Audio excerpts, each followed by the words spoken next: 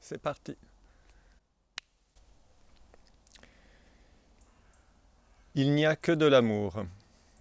Je le sens pulser dans chacune de mes cellules, couler dans mes veines, nourrir mes organes, glisser à la surface de mon corps sur ma peau. Je sens l'amour du chêne au pied duquel je viens méditer tous les jours depuis plusieurs semaines. Il m'aime et je l'aime, c'est certain.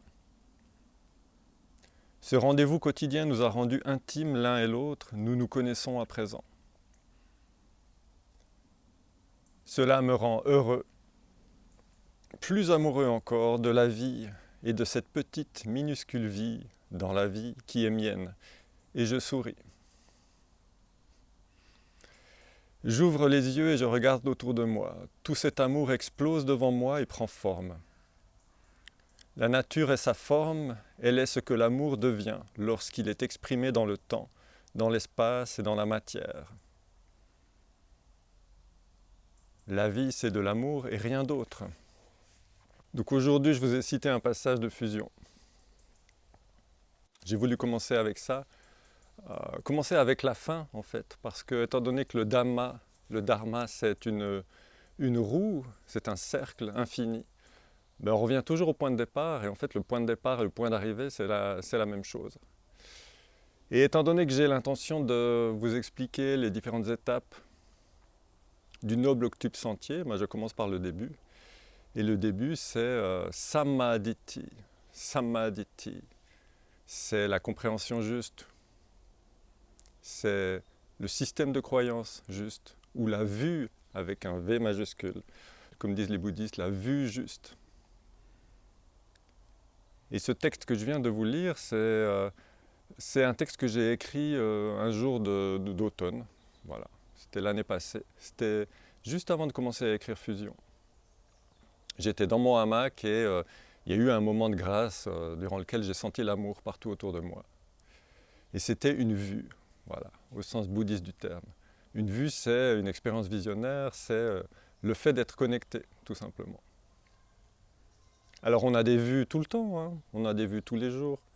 Ça peut être la vue, la compréhension, au moment de se promener dans la forêt justement et de voir l'amour dans la nature, de voir l'amour dans ses enfants, de voir l'amour dans ses proches, de voir l'amour universel dans lequel on baigne en permanence. C'est-à-dire le fait de percevoir cette qualité de vibration, c'est la compréhension juste. Et c'est le but de la voie, et c'est en même temps le point de départ de la voie. C'est-à-dire qu'on part d'un point de départ qui est positif. On se fixe une intention qui est d'être de plus en plus dans la vue, d'être de plus en plus dans cette expérience visionnaire qui nous nourrit profondément. Alors, dans ce texte, je parle d'amour. Alors, j'ai fait exprès.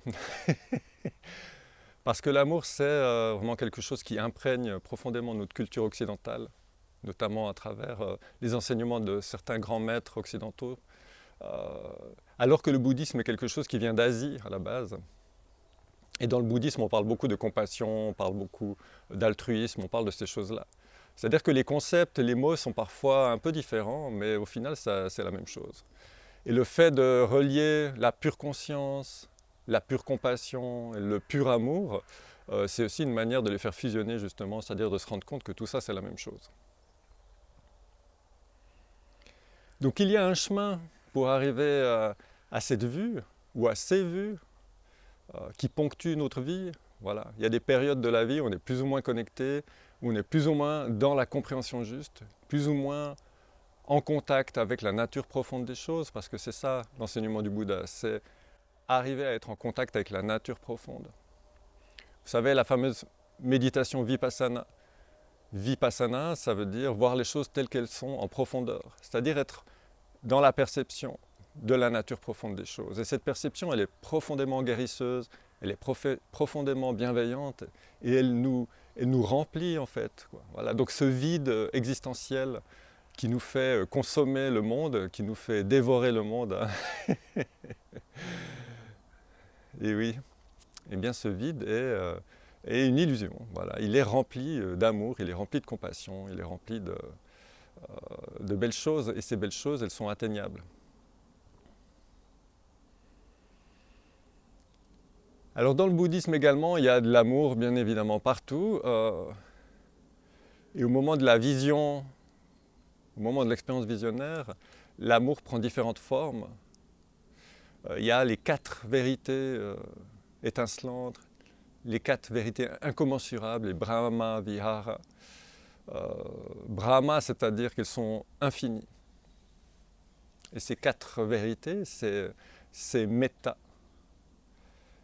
Metta, c'est l'amitié bienveillante. Le Metta, c'est l'amour universel pour tout ce qui est. Voilà. Lorsqu'on est dans Metta, on est vraiment dans quelque chose qui nous relie à l'univers tout entier.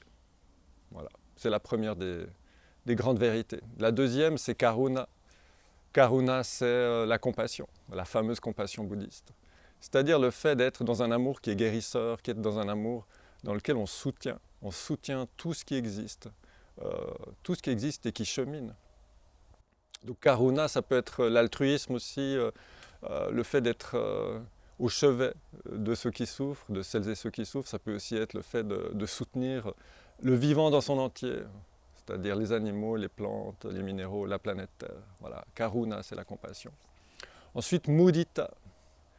Alors Mudita, c'est la joie, c'est l'amour dans la joie, c'est le fait de partager la joie, le fait d'être heureux pour les autres aussi, c'est-à-dire de se réjouir de leurs accomplissements, de se réjouir de leur prise de conscience, de se réjouir du fait qu'ils sont sur le chemin et qu'ils avancent aussi, quoi.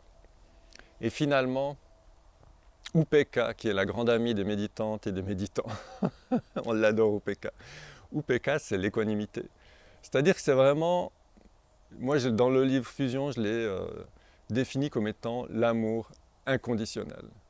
Upeka, c'est lorsqu'on est complètement en équilibre, c'est-à-dire que tout est perçu avec le même amour, tout est perçu avec la même compréhension, et tout est perçu avec la même vue, qui englobe tout, qui aime tout,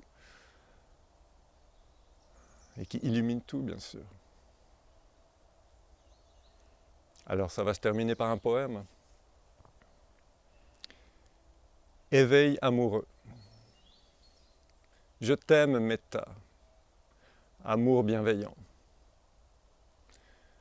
Ton amitié universelle me reconnecte à la famille originelle, tout ce qui est. Je t'aime, Karuna, amour guérisseur. Ta compassion me nimbe de la lumière de la compréhension. Je t'aime, Mudita, amour altruiste. Ta joie partagée m'éclate en sourire réciproque. Je t'aime, Upeka, amour inconditionnel. Ton équanimité me berce du droit le plus inaliénable, le droit d'être. À bientôt.